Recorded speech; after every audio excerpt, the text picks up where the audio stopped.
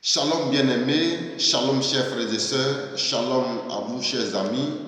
Je voudrais rendre grâce à Dieu pour l'opportunité de ce jour qui nous accorde de pouvoir encore, n'est-ce pas, échanger avec vous, de pouvoir vous entretenir sur notre lucane habituelle, à savoir le verset du jour. Et le verset du jour pour aujourd'hui c'est Jean chapitre 9, le verset 3. L'évangile de Jean en son chapitre 9 et le verset 3. Et je lis dans la version Louis II.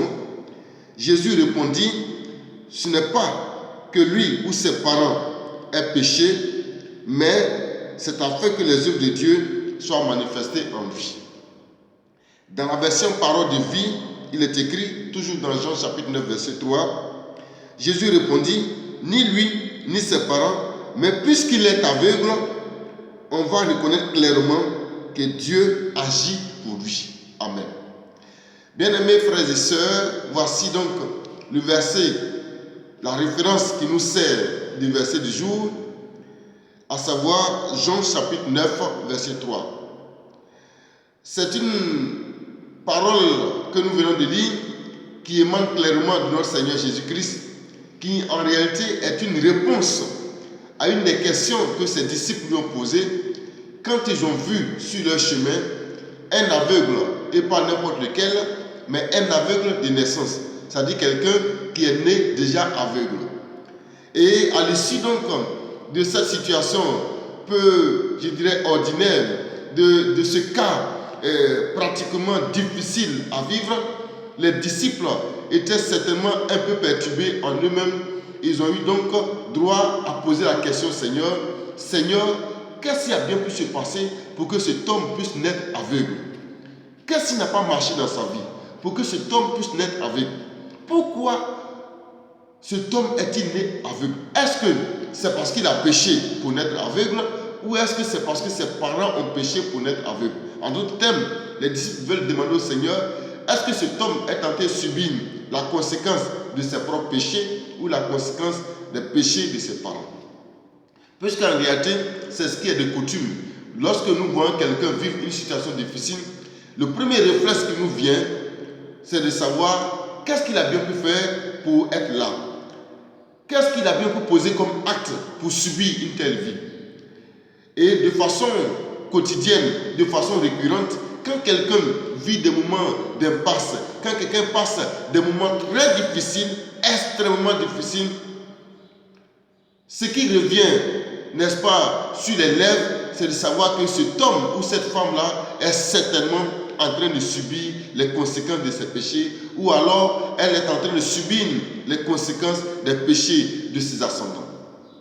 Et comme c'est ce qui était à l'évidence, les disciples donc ont posé la question au Seigneur, Seigneur, cet homme qui est né aveugle, est-ce que c'est parce qu'il a péché ou c'est parce que ses parents ont péché?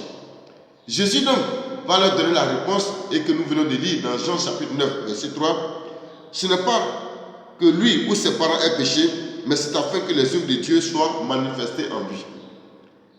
Et dans la version Parole de vie, Jésus dit les choses plus clairement, disons les choses nous sont données plus clairement.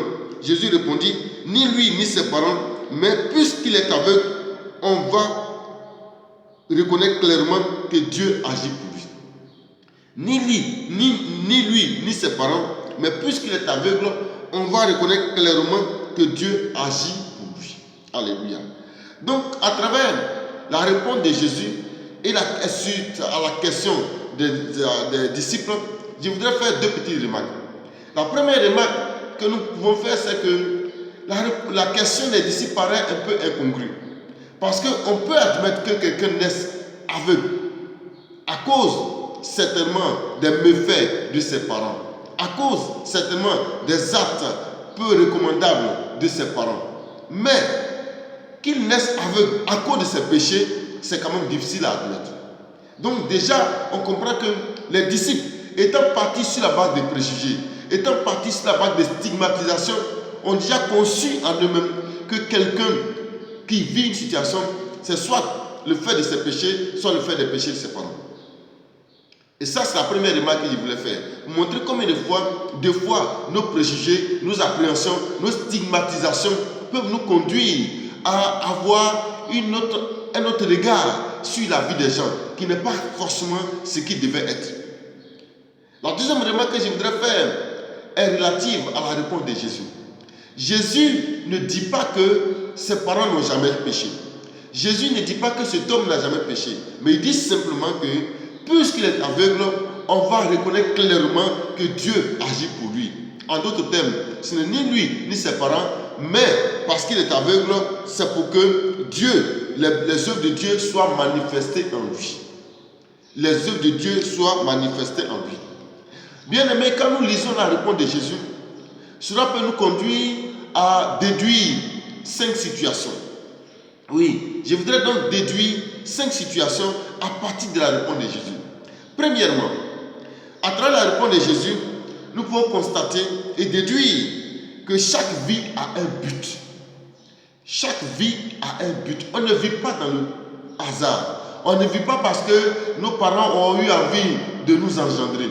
On ne vit pas parce qu'on a les moyens de respirer, d'être en bonne santé et de vivre longtemps. Non, on vit parce que notre vie est assignée un but. Donc chaque vie a un but. Et ça, nous devons le retenir.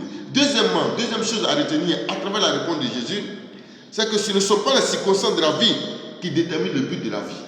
Jésus a clairement démontré que ce n'est pas parce que ses parents ont péché qu'il est devenu aveugle. Ce n'est pas parce que lui-même il a péché qu'il est devenu aveugle ou qu'il est né aveugle. Parce que la référence ici, c'est que c'est quelqu'un qui est né aveugle. Donc, la deuxième chose que nous devons retenir à travers la réponse de Jésus, c'est que ce ne sont pas les circonstances de la vie qui déterminent le but de la vie. Le but de la vie est déterminé par Dieu et non les circonstances de la vie. Troisième chose que nous voulons retenir ici, bien aimés avec vous, c'est que nos faiblesses sont le creuset de la manifestation de la puissance et de la souveraineté de Dieu. Oui, nos faiblesses sont le creuset de la manifestation de la puissance et de la souveraineté de Dieu. Nous devons comprendre que chaque fois que nous sommes faibles, c'est là que Dieu se donne l'opportunité de se glorifier dans nos vies. Et cela est important. Quatrième chose à retenir, Dieu établit pour chacun de nous un parcours pour nous donner un témoignage. Oui, Dieu établit pour chacun de nous un parcours pour nous donner un témoignage. Parce que mon parcours n'est pas le parcours de mon frère, le parcours de mon frère n'est pas le parcours de ma soeur, le parcours de X n'est pas le parcours de Y. Certaines personnes commencent au palais et terminent leur course au désert sans pour autant être désapprouvées de Dieu. D'autres par contre commencent au désert et terminent leur course au palais sans pour autant être forcément des gens forcément approuvés de Dieu. Donc, ce n'est pas parce qu'on n'a pas le même parcours qu'un est maudit et que l'autre est béni. Non, ce n'est pas ça qui est le plus important. C'est Dieu qui établit pour chacun de nous un parcours pour juste nous donner un témoignage. Et cela est important de savoir que notre témoignage ne sera pas fonction de ce que nous-mêmes nous battons pour avoir, mais sera fonction du parcours que Dieu va imprimer à notre vie. Cinquième chose que je voudrais déduire avec vous à travers la réponse du Seigneur Jésus, c'est que le baromètre d'évaluation d'une vie approuvée ou rejetée relève exclusivement de la souveraineté de Dieu. Oui, le baromètre d'évaluation d'une vie approuvée ou d'une vie rejetée relève exclusivement de la souveraineté de Dieu.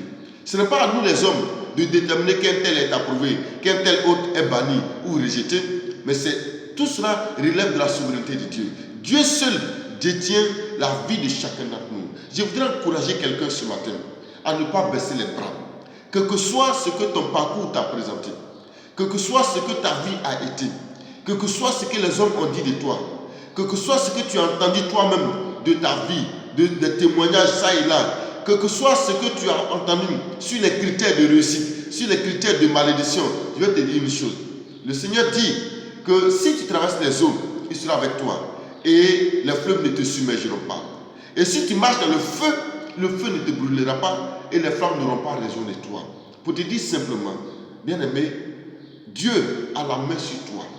Dieu a sa grâce sur toi. Peut-être qu'elle n'est pas visible en ce moment, mais une chose est sûre, c'est que tu es né pour accomplir un but. Ta vie est destinée à accomplir un but. Et quel que soit le parcours, quelles que soient les difficultés, quelqu'un a dit que Dieu écrit droit avec des lignes courbes. C'est vrai. Oui, tu peux peut-être passer par des moments les plus incongrus de ta vie, les moments les plus incompréhensibles de ta vie. Mais une chose est certaine, ta vie est destinée à quelque chose. Dieu a établi ta vie ou a établi un but pour ta vie. Et ce but-là, je pense qu'il pourrait être atteint. Que Dieu te bénisse. Je voudrais juste te rassurer que tu n'es pas forcément maudit. Je voudrais juste te rassurer que tu n'es pas perdu. Je voudrais juste te rassurer que ce n'est pas encore fini pour toi. Il y a encore de l'espoir. Tu as la vie. Dieu va se saisir de cette vie pour te donner encore l'opportunité de le voir en œuvre, de voir ta vie le glorifier. Dieu va se saisir de ta vie pour s'honorer, pour se glorifier. Tu es forcément un pion dans le dispositif qu'il a mis en place pour sa gloire et tu ne seras pas perdu. Shalom chez toi, prends soin de toi et que la grâce de Dieu te couvre.